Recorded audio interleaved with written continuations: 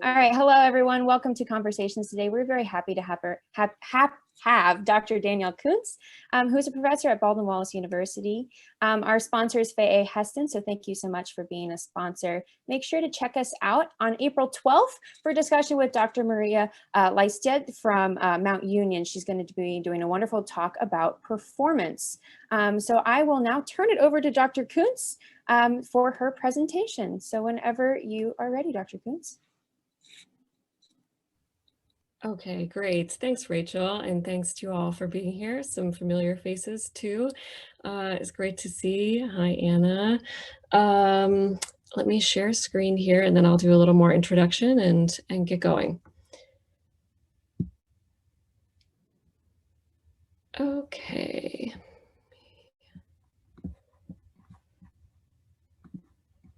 Just arrange a couple of things. Thanks for your patience. Technology is so awkward. All right, you all should be seeing a slide. Yes, all about Baroque, performing the past. Great, so thanks again to Rachel for the invitation to be here.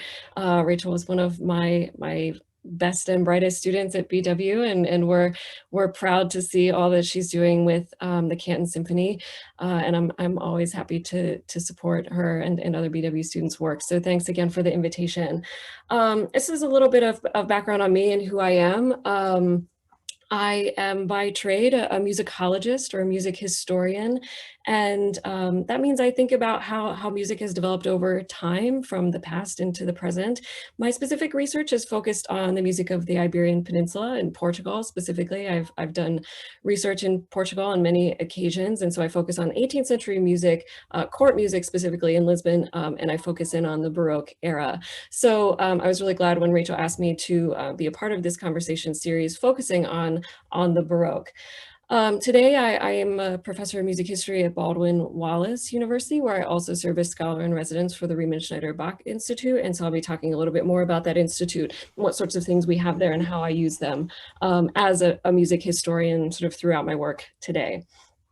Before all of that, though, I started my journey in music as a music educator and as an instrumentalist. And so, you know, the original focus of this talk was going to be more specifically on the development of instrumental music through the Baroque era. And I will continue to talk about instrumental music today and sort of its unique complications. And so know that I'm a longstanding instrumental performer and enthusiast of instrumental music, starting my journey on the clarinet, moving outward through keyboards. Now I mostly play accordion and sort of live in a very instrument-focused household. My husband's a bassoonist, and we're not sure what our 2-year-old son is going to be just yet, but I'm like going for the oboe.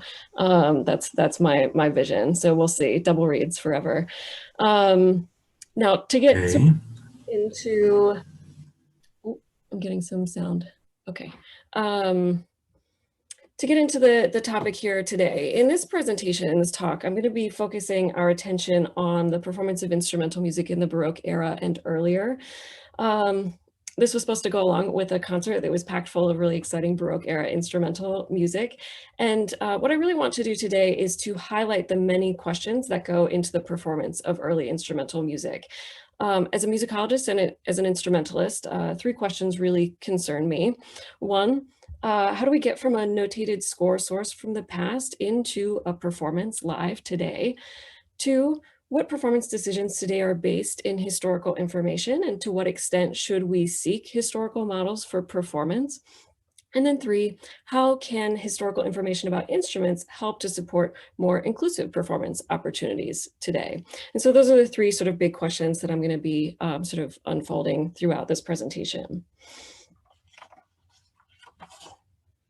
Now, to start, I'm going to draw our attention to a source that I get to work with very often. It's one of the treasures that we have at Baldwin Wallace. And if you're ever in the Berea area, I invite you to stop by and ask to see it.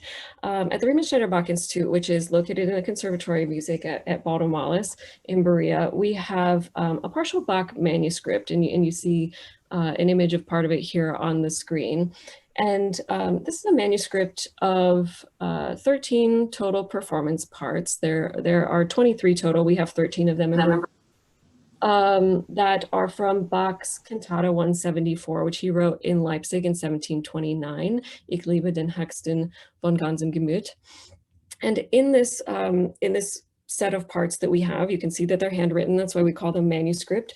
We have the hand of Bach himself. We have his student Herder, and then we have 4 additional scribes that sort of work together to write out the music, which now serves as the most primary source that we have for any modern score edition or performance of this work that might take place.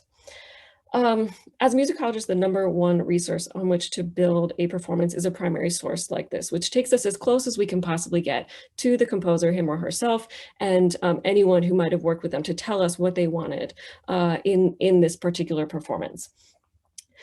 Without these sorts of sources, modern scores don't exist, which is to say that for someone like Bach, we know that he wrote 5 total passions. That's what documents tell us, but we only have scores for 2 of them. So we can only perform scores for 2. We can only perform 2 of them, right? Now, this is a little bit of the violin part, which you see marked at the top, Violino 1 Concertato. And so we could take this music then and sort of write it out into modern score. And that's exactly what has happened over time. We've compiled all of these primary sources, whether they're in Berea or the rest of those performance parts in Berlin. And we can talk about how these things get to Berea in the first place. But we do manage to find them all over the world. And as those primary sources arise, scholars, musicologists, performers, editors take those original parts and they sort of put them together into what become modern scores. And so you can see here the most recent complete edition of Bach's work, the Neue Bach-Ausgabe, has a version of BWV 174 here, where you can see that violin 1 part has now become part of a full score based on the other parts that we have. As we sort of pull all of those together, we can find that this work comprises 5 total movements, and we're going to focus in on the Sinfonia, but it also includes 2 arias, a recitative, and then a final chorale movement. Again, there's no complete score in Bach's hand in exactly the format we look at it in a modern score, but this is the sort of process by which primary sources, sometimes just in part, become a more complete whole for modern performance. And so I'm going to play the opening Sinfonia for you here in a relatively recent modern performance from 2020, December, by the National Orchestra of Lyon, France. It is a particularly nice sort of modern styled performance. You'll notice it's a quite small ensemble, but it is basically trying to sort of perform out the work that comes down to us through the primary sources. And whatever level your musicianship is at, I would invite you to notice, without talking more specifically about the form, that when the orchestra starts to play, you'll notice that all of the instruments are playing together. They are introducing here what is called a ritornello. In Baroque music, it's very common to have what is called ritornello form, where the orchestra will start sort of all playing together the main musical content of the movement. And then that musical content for the whole orchestra will return throughout. This is the idea of the word ritornello, a little return. It will return throughout the movement, sometimes in abbreviated form, and will close the movement. And then interspersed will be what we call episodes, where the texture will get a little bit thinner. It might feature 1 or more instruments a little bit more soloistically, and then that will sort of alternate ritornello episode, ritornello episode. So this is about a 5-minute work, but I would invite you to sort of listen for that alternation as we come across the whole movement, so you can get a sense of this. And you might recognize it. You might recognize this from somewhere else, and we'll talk about that after we get through it. So here, the opening Sinfonia, BWV 174, which is one of the primary sources, the treasures that we have in the RBI at BW.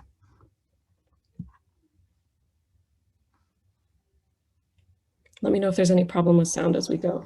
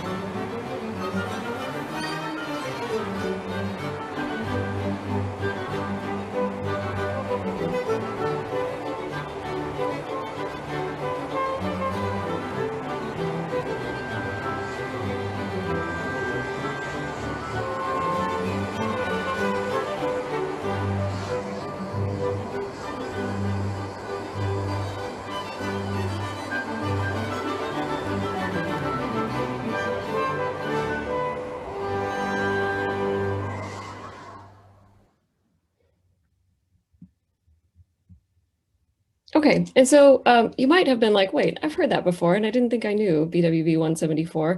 It's because actually Bach repurposed this music in 1729. He borrows it. It had served previously as the first movement of Brandenburg Concerto Number 3.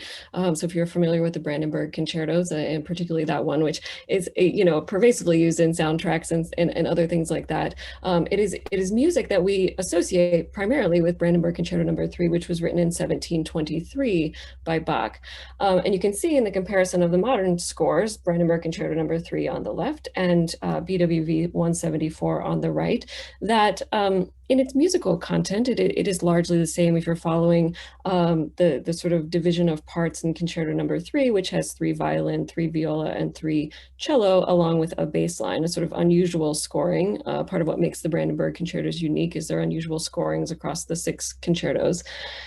He sort of takes that as the starting point, and then you can see that he appends a number of other parts above for winds, corno da caccia, whatever that is, and we can talk about that in a minute. The oboe parts, Tal there, T-A-I-L-L-E, an alto Baroque oboe type.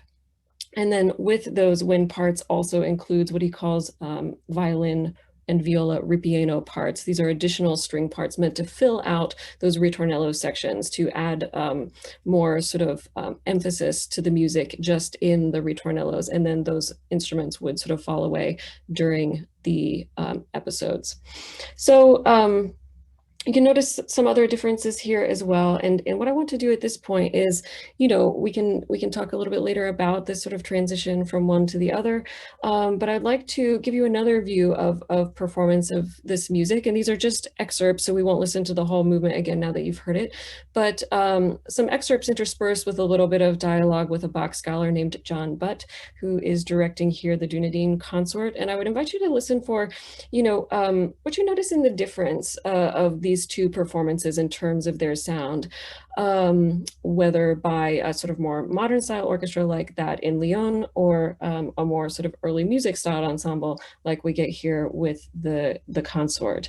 And John, I'll let him talk for just a couple of seconds here in between two excerpts, and we'll explain sort of more of the thinking behind the adaptation of the score as well.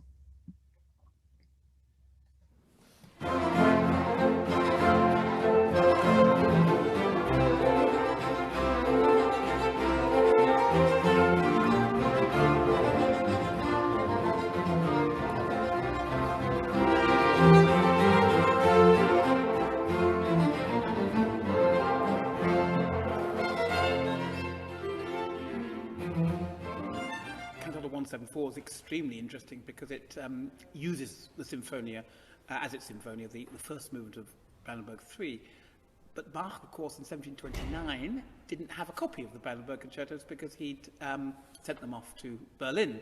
So he was working from his draft score, which is lost now, but his draft score. So what he did was he got his pupil, one of his pupils, to write out all the string parts from his draft score. He did a few corrections, and then he wrote oboe parts, which largely reinforce the string parts, but occasionally have their own interjections, and then completely new horn parts. So it's the sort of orchestration where you add something, like adding an extra penthouse at the top of a block of flats or whatever. So it's an additive type of orchestration.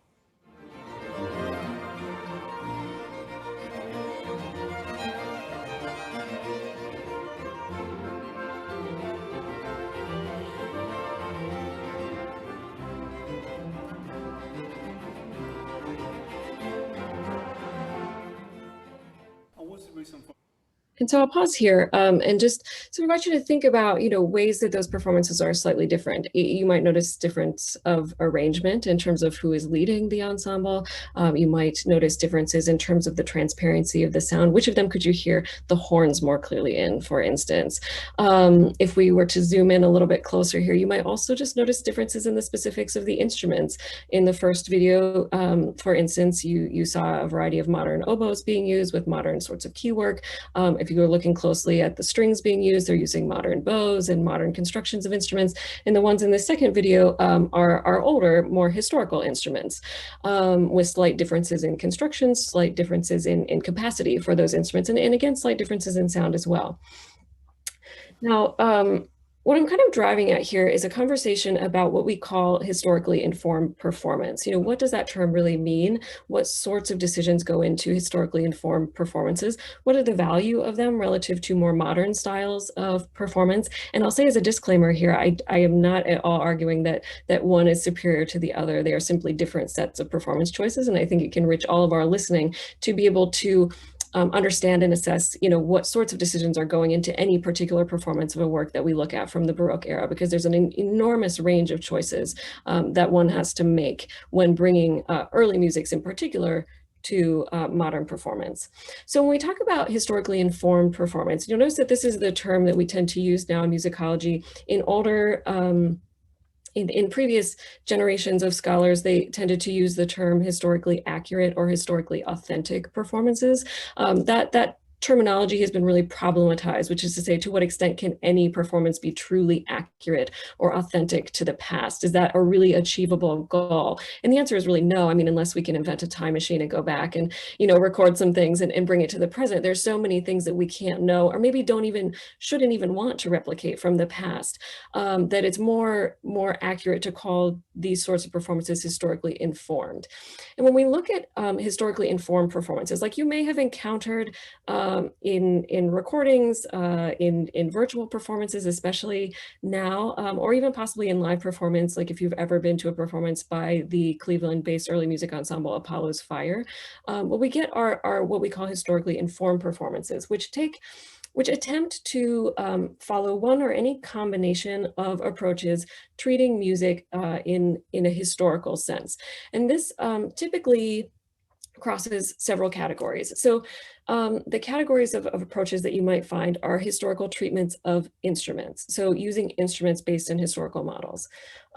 We also get historical treatment of performance techniques, which is to say that in modern music making, with the exception of a couple instruments like clarinet and horn, there's typically use of vibrato to create a nice, warm, rich sound on the instrument. We know from historical sources that vibrato was used less frequently in the past.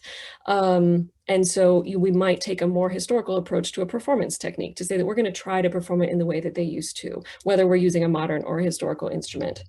There's also attempt sometimes to follow the composer's intentions to the extent that we can know what those were. So if anything in primary sources tell us that a composer wanted a piece to be performed in a particular way, we will sometimes try to follow that information. In slightly more complicated ways, we might think about the nature of context, which is to say when Bach's BWV 174 was performed in 1729, where was it performed? Who was it performed by? Should we try to replicate those contexts? Is there some value in doing so? And then also, can we replicate to some extent the experience of the audience, which is to say, now we sort of take for granted that most people, when they are encountering music in performance, it is in a concert setting where they'll sit quietly and listen until the piece is done, and then they'll clap, and they won't ever clap between movements. And, you know, all of the things that we expect in a modern performance setting. Audiences of the past may have had a very different experience. And so is there value in trying to recreate whatever that audience's experience was? These are questions we ask when we think about historically informed performances, typically of Baroque music and earlier, though increasingly you will also find historically informed performances of classical music as well, all the way through Mozart and Beethoven.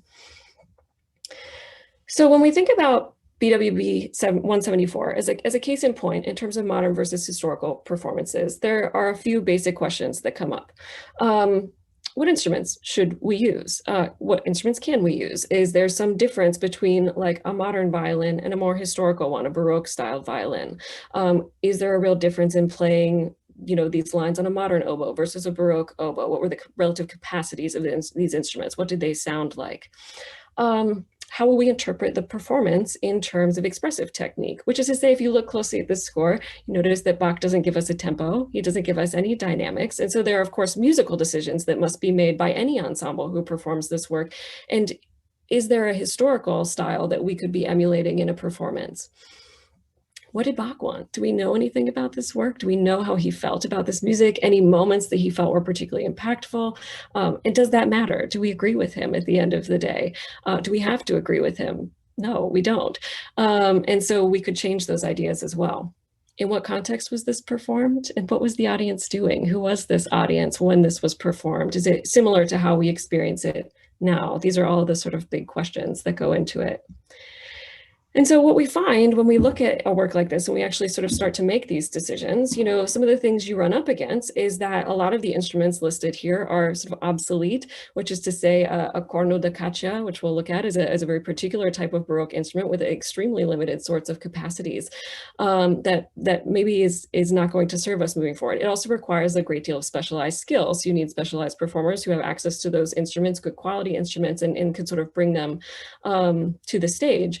And that's not always the right set of decisions to be made. Techniques can also reflect older expectations. So when we think about historical tuning systems versus modern expectations for tuning, even something that might in the past have sounded, perfectly in tune to historical ears might sound very out of tune to us today. And so do we want to replicate those older sounds where audiences might not hear them in the same way? We can't ever listen with 18th century ears, right? We have 21st century ears. And so to what extent is that a useful historical exercise? And then in terms of context, this was written for a church setting, and we necessarily move a lot of these items into concert halls today. Is there any value in replicating that church setting? And we know from musicological work by Tanya Kevorkian and others that Bach's audiences were actually not the best audiences in the world, which is to say that the church setting in the 18th century was as much for socialization as it was for worship. And just like we think in secular settings, we know in the 18th century, like at operatic performances, people were playing cards and eating and drinking and doing all sorts of things while music was going on, and would only pay attention if it really, grabbed something from the music, really grabbed their attention. The same is kind of true of church settings as well. We know that people are only probably kind of listening to these works, and the extent to which anyone was really caring about them is a sort of open question.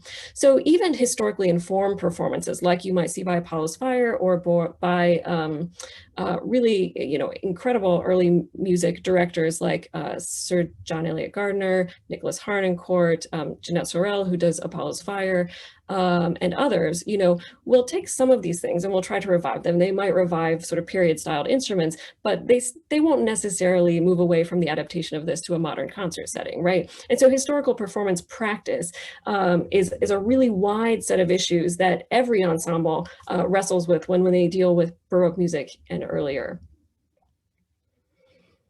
And just to sort of throw another perspective into the conversation here, with Bach's music, we sort of make decisions about the religious nature of it, what we know about how he would have had it performed. We bring it to the concert hall and sort of try to get as close to the composer's intentions as possible. As we move outward into other genres of music, these questions can get really complicated when we think more about context and cultural standards. And so I offer a perspective here from another musicologist, Jeff Baker, who wrote an article called Latin American Baroque Performance as Post-Colonial Act for the journal Early Music in 2008. And he's diving more deeply into questions of historical context when we think about historical performance practice. And the question of, considering to what extent historical performance also engages questions of culture and representation. Now, Baker focuses on a particular tradition called the villancico, and specifically a subset of that Baroque genre called the Villancico de Negro. And these are sacred Spanish texted Baroque songs that engage in stereotypical depictions of various populations in colonial Mexico and the Baroque, including enslaved African populations. And so, what Baker notes in this article is that a lot of early music ensembles have performed these works and sort of offer them as a celebration of Black culture from the past, when in fact, when we think more about the historical context, these works reveal a tradition sort of equivalent to modern blackface minstrelsy, which is to say that they are music by white Europeans, performed by white Europeans, engaging in biased and stereotyped depictions of Black enslaved populations in colonial Mexico. And so to what extent are those questions also part of historical performance practice? It is more common to find ensembles engaging with just the purely musical, but the contextual and the cultural is something more complicated altogether. And so are there limits on what we can and should do with historically informed performance? What would it mean to create a fully historical performance of the villancico tradition? And in what ways would that be problematic against modern cultural standards.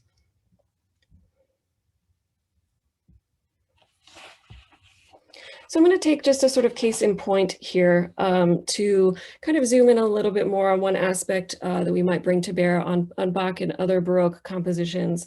So to sort of work out a few of these ideas. Now, one of the hallmarks of historical performance practice, and one of the things we most often find ensembles doing when they undertake to make a historical performance, is to use period instruments and period techniques. And this is very much the case with the Paul's Fire and others, that we're going to perform these works not on modern instruments, but on ones that are from or replicate historical models. And then we're going to engage historical performance techniques, which are sometimes easier on those instruments because they were sort of built to do the sorts of things that the music calls for. Which is to say that a modern string instrument is very good at creating a rich vibrato by nature of its construction. You can create a sort of big sound and lots of dynamic. Baroque string instruments are not constructed to do so. The shape of the bows and the shape of the instrument mean that you can't create as big of a sound, but there was less expectation for a dynamic contrast in Baroque music. They can't create as rich of a vibrato, but again, there was less expectation for it, right? And so sometimes those performance techniques are sort of matched to the instruments. And so I'm going to focus in here just on historical brass for a second, because it is part of this composition. It's one of the things that distinguishes the Cantata 174 version of the Sinfonia from the Brandenburg model. It is the addition of the brass, which is in this case being added to create a sort of more festive atmosphere. It's drawing on historical associations of brass with royalty and kingship and sort of embedding that into the work of the cantata. And so it's a really purposeful choice by Bach. And you can see some models of historical instruments from the 17th and 18th century here, both trumpet and horn types. And you notice, of course, that they are lacking in the modern valve systems and various key work that has been added over time to expand the pitch capacity of these instruments to be able to play, fully modern musics. These instruments, and I'll play a brief clip of a early music trumpeter sort of talking about this in more detail, but are limited to the harmonic series, which is what these instruments can sort of naturally play. It's not like a full scale like you would expect now, but is really just a series of pitches that relate to the natural harmonic overtone series, and is fully controlled with the lips and the breath as opposed to any sort of key work on the instrument. Now, before we move on, I draw us back to this image, which was on the opening slide. And this is an 18th century church orchestra, not unlike the ones that Bach might have worked with. They're typically performing from a balcony in a church setting. This one being drawn from a source in Italy. And you can see these instruments in use. You see the natural horns and natural trumpets up in the corners. As well as a series of vocalists on the left and then strings on the right, separated out by the keyboard in the center. Now, I would ask you to consider, who are these musicians? What can we know about them? Who are they in terms of their gender and their social class and their race? And some of that is obvious from the image, and some of it you'd need to dig a little bit further. What are the non-musicians doing in this picture? To what extent are they engaged with this music or not, if we're to take this as an actual performance? These are good questions, I think, that we have to sort of consider as well. Now, one of the things you probably noticed and that you maybe expect is that in that image, all of the performers of that music were men. And this is just to sort of draw us into gender as a case in point as well.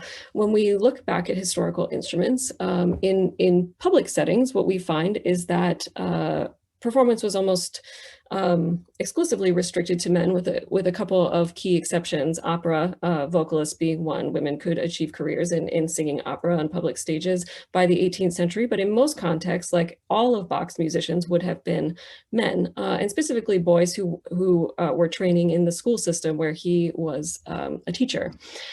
Now, women did perform on instruments in the 18th century, but all was not totally equal. And so I offer you this just to see what you would guess. But when women were able to perform, and they did at very high levels, at virtuosic levels in private contexts, which of the following instruments was a woman least likely to play in the 18th century and even beyond into the 19th, in some cases the 20th century? Harpsichord, lute, which is a sort of early style of plucked string, like a guitar, viol, a bowed string instrument, not unlike a modern cello, or the flute. And if you guessed the flute, you're right. Women were least likely of all of these instruments to play the flute in the 18th century and even later. Flute was a very much considered a masculine instrument, as were basically all of the wind instruments, because of expectations of propriety and decorum regarding women's performance, which was not to engage the face. And so we can see how over time, associations for instruments change, and we probably don't have any value in replicating gender as part of our historical performance practice model, which is to say we shouldn't be advocating for all male ensembles, even though we know that's how that worked in the past.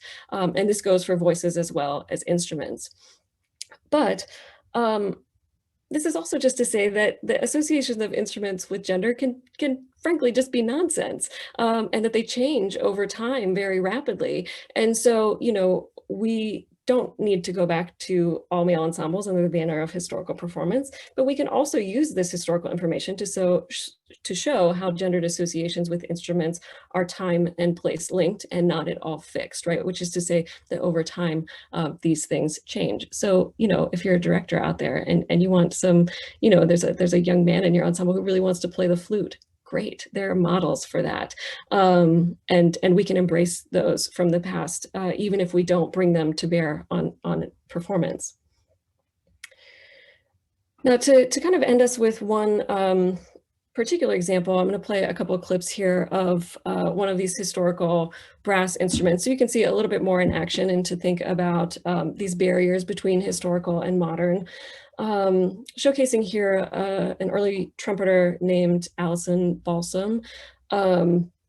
And so she's going to demonstrate in this video how these instruments work. But I would draw your attention to the fact that she'll talk a little bit about these vent holes that are included on modern versions of historical trumpets, which are actually allowing her to play in modern expectations of intonation. And so even historical instruments are adapted in most cases to modern performance expectations in ways that would not have been found on the original instrument.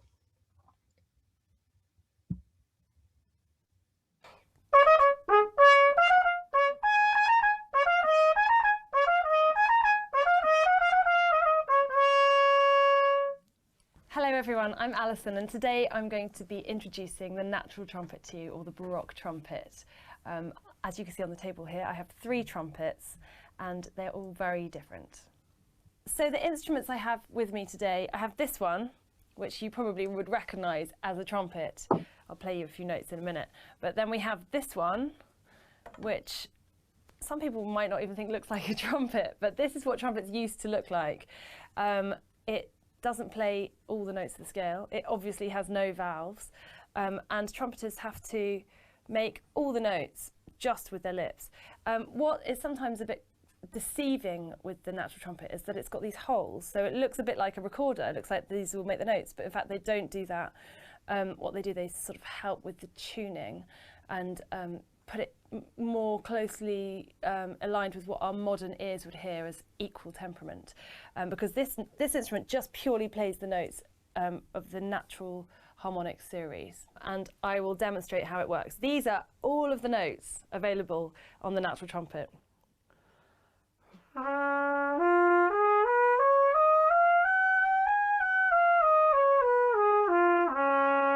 There's a few higher ones than that as well, but it's early. But the reason we've got these holes is because, as you may have heard, as you get to what would be the 4th on the C major scale at the top,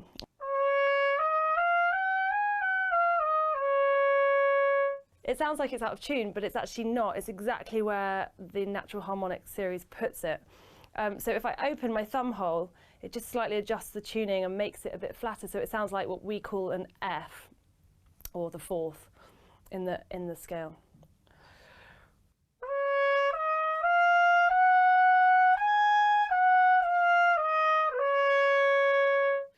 And so I'll pause it there, but just as a demonstration of ways that even when we sort of approach historical musics, again, they can never be fully accurate to the past because frankly, our ears and our expectations have moved on in very specific ways. And frankly, a lot of like, if we could zoom back to the past and hear these pieces in their actual historical moment, they would in some ways sound terrible to us probably.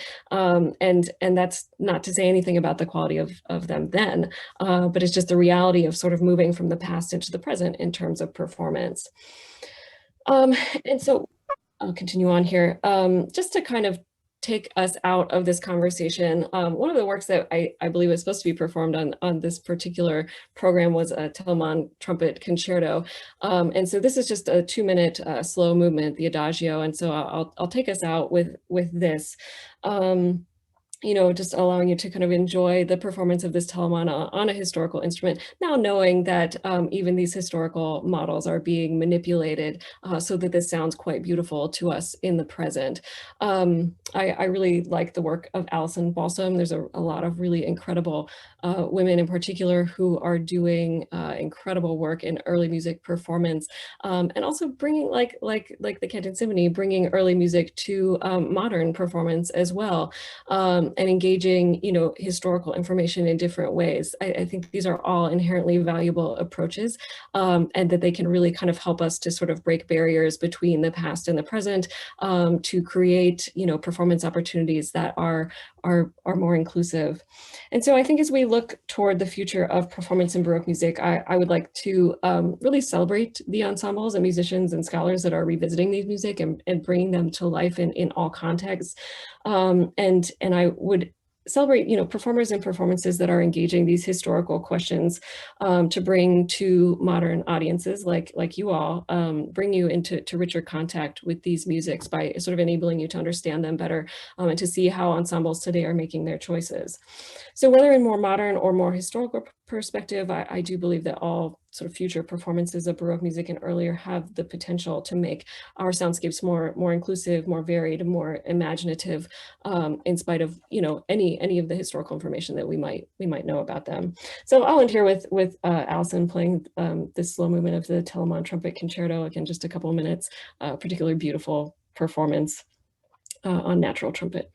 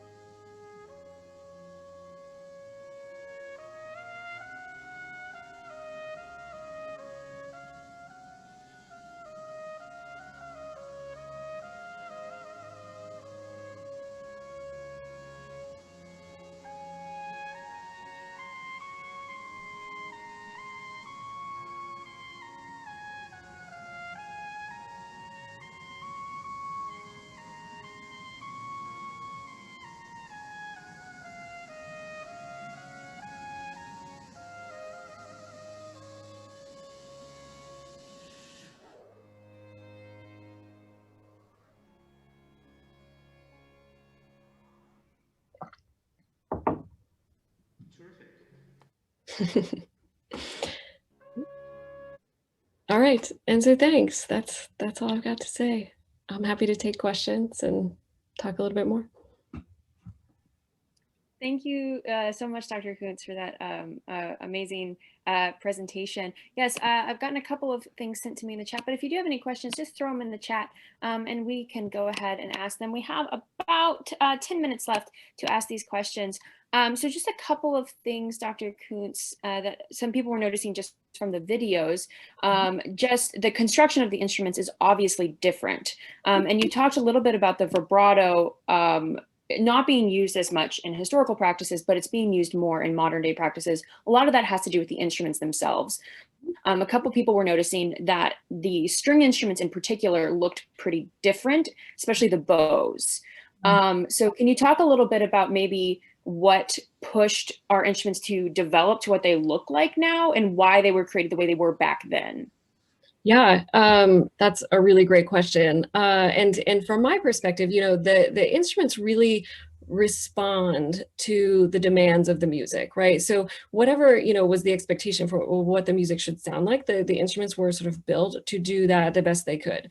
Now, one of the things you notice with the string instruments, if you're looking at like up close and personal at like a Baroque violin versus a modern one, you'll notice a couple of things.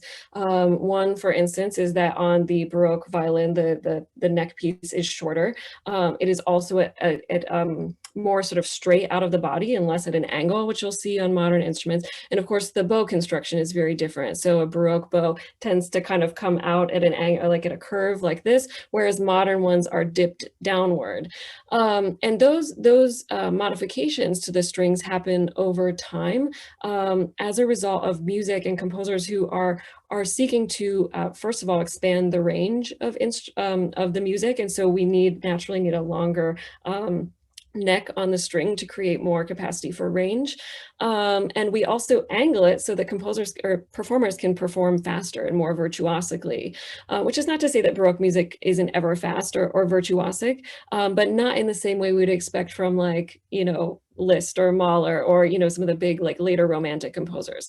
In Baroque music, we also tend to not have a lot of indication of dynamic. And if there is dynamic, it's just sort of loud and soft, right? And so the range of dynamics is sort of here in Baroque music. And then over time, the expectation for like the loudest louds and the softest softs really gets quite extreme in the Romantic era. And so we need instruments that can play louder.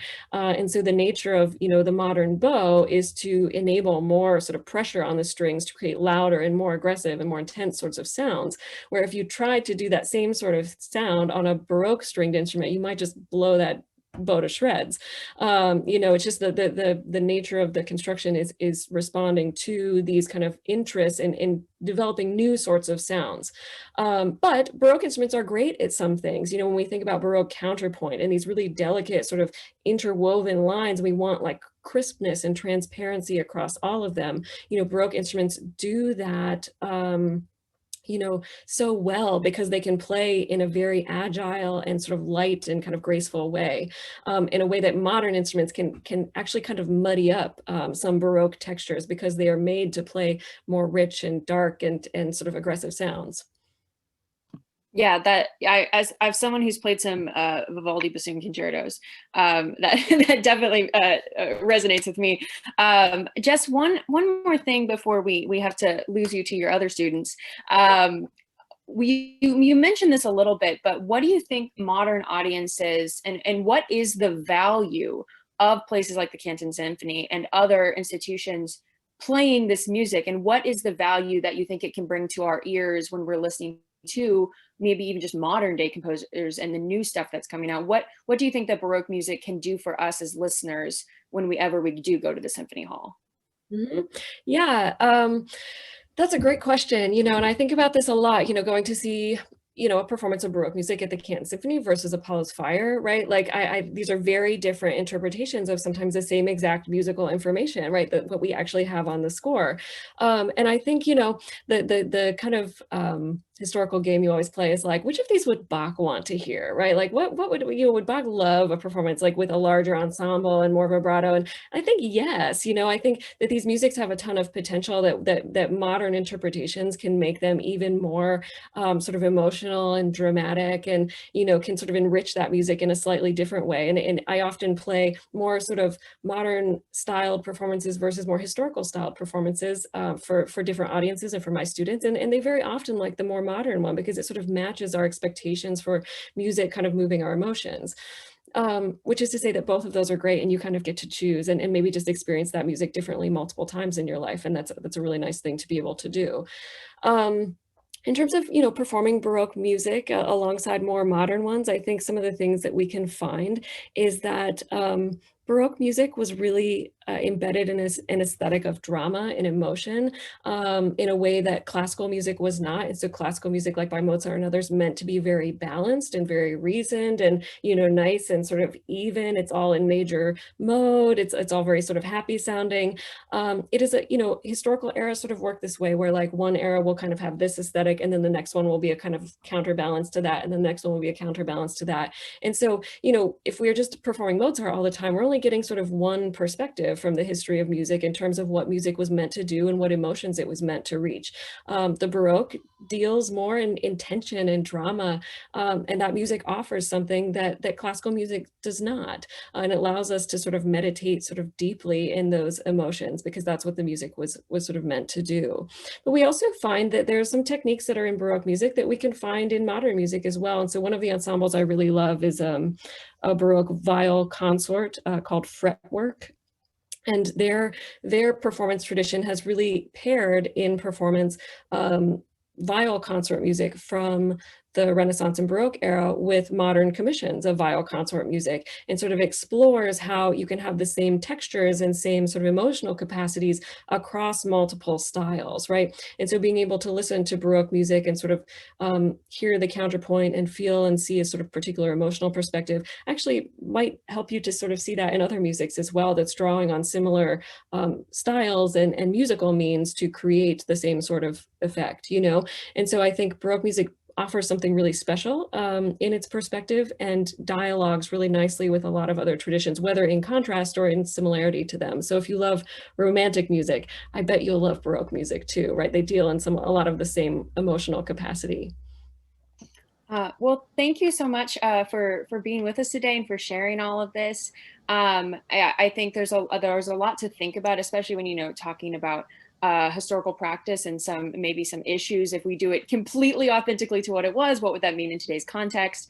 And there's just a lot to think about. And I think this is a good time to be thinking about that. And I know we're doing a lot of that here at the Canton Symphony. So thank you so much for sharing with us, Dr. Kuntz. It was so wonderful to learn from you again. I remembered some of this from college, but some of it I had forgotten. So it was nice to get a refresher.